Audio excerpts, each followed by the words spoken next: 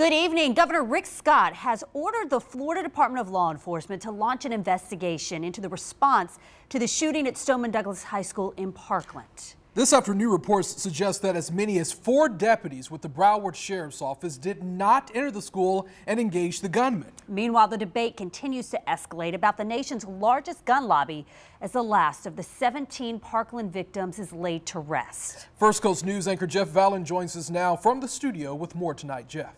Well, good evening, Anthony and Heather. Broward County Sheriff Scott Israel is standing his ground after those 4 deputies, one of them the officer permanently assigned to Stoneman Douglas, apparently waited outside the school rather than going in to engage the gunman. That uproar and the ongoing debate about gun rights seem to overshadow today's service for the last victim killed in the massacre. Alumni of Marjorie Stoneman Douglas High School marched Sunday to honor the 17 victims of this month's school massacre, and the last victim was laid to rest, 14-year-old Martin Anguiano, a member of Junior ROTC. Students and parents also returned to the high school for the first time for a voluntary orientation before classes resume this Wednesday. At the same time, the Broward County Sheriff is facing increasing pressure to resign for repeated failures to investigate the shooter's warning signs and the school resource officer taking cover instead of confronting the gunman. Of course I won't resign. Florida's House Speaker sent Governor Rick Scott a letter signed by 73 Republican lawmakers asking him to suspend the elected sheriff, a Democrat, for incompetence and dereliction of duty.